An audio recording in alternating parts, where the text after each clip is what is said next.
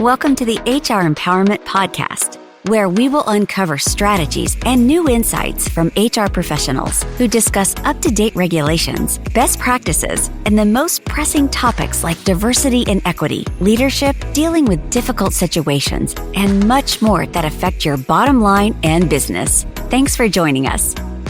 Hey, everybody. Welcome back. Wendy Sellers, the HR lady, with my co-host, JC. Wendy, it's a pleasure to be back. I am completely enthralled so far, and there's so much more to learn about team growth, I believe. Isn't that right?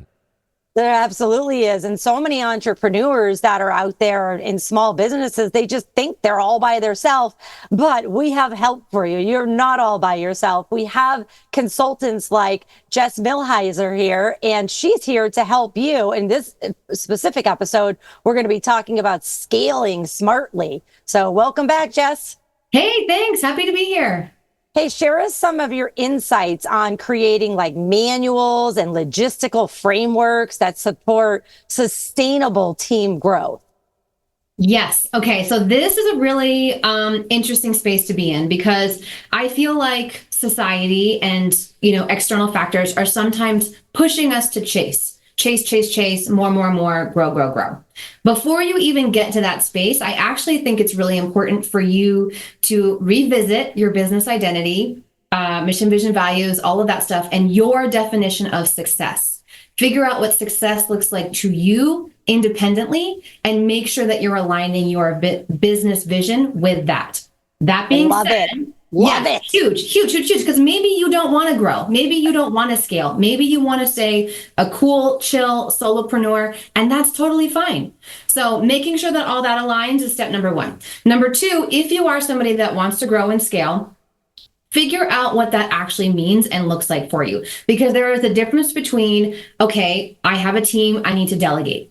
Okay, I have a small team, or I don't have a team and I need to outsource. Or this particular thing is worth my investment of time and energy so that I can learn to do it myself. So those are kind of like the three different buckets to growing and scaling your business. So you need to figure out which functions of your business fit into each of those different buckets, and then grow and or scale accordingly. I love it.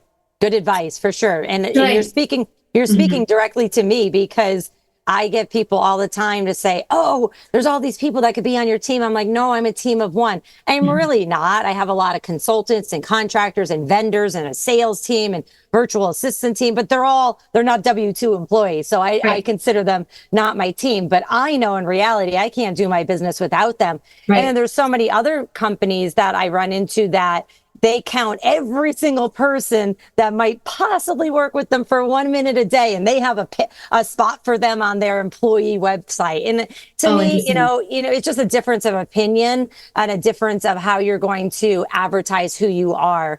But, I don't ever want to take on more than I can chew. Correct. And I think that comes back to, what do you want the future of your business to look like? But also, if you are in a place where you want to grow or scale, you need to first figure out, like, okay, what are the things that I want to offload?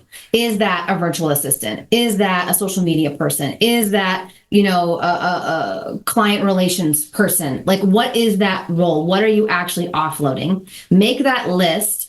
Figure out what that role and function actually kind of looks like for you, and then start to build out that plan and path to build in that person. So like, what's the job description? Where are you finding these people? What's your interview process? Cool. What's your offer going to look like for them? What can you afford to pay them? How much will they be working? Is it part-time? Is it full-time? And then if you found your ideal person, how are you training them? What is that knowledge transfer? Like, what do they need to know to do their job well? And how are you training them through that process? And then how do you know when they are ready to take it on and roll with it themselves? Because ideally, it's your job to set them up for success. You need to give them the tools and the resources so that they can come on, be onboarded, learn the stuff, and then take it and run with it. Companies that implement well-structured training manuals and logistical frameworks for team growth see a 24% increase in employee retention and overall productivity. That's from SHRM. That's a lot. 24% increase in employee retention and overall productivity. Yeah. That is a lot. I mean, some people will take 5% right now. Yes. 24%. Well, I have to be honest, too, with that statistic. When you're a solo entrepreneur, at least, 25% of your time there, you're going to want to stick around. You're having a bad day. Funny, ha ha ha. We'll interchange employee retention with team member retention. Yes. So my opinion on that, though, and I was reading that stat in my mind earlier on when you were talking about the solopreneurs and things of that nature, and I paused to reflect upon that statistic because even if you're in that period of growth and you're still establishing, to build these things while you are still solo is never a bad thing. Am I right? I would still recommend it. I would still recommend, again, coming back to your business identity and your definition of success and the vision for your business, knowing that you are somebody that will want to grow and scale, start planning for that. Okay, I eventually want an agency. Okay, I eventually want to offload my admin stuff. I eventually want to offload my social media stuff. I eventually want to be able to be removed from the day-to-day workings of my business and have like an operations director. So if you kind of know like the initial blueprint of what you're looking to build, you can start figuring out what roles and functions make sense in those places.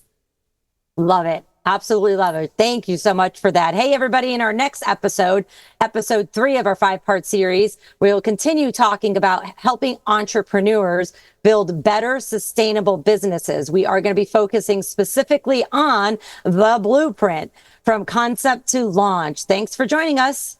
Thank you for joining the HR Empowerment Podcast, brought to you by Aurora Training Advantage. We hope you've gained new insight and strategies to navigate the HR profession. We look forward to you joining us again on the HR Empowerment Podcast.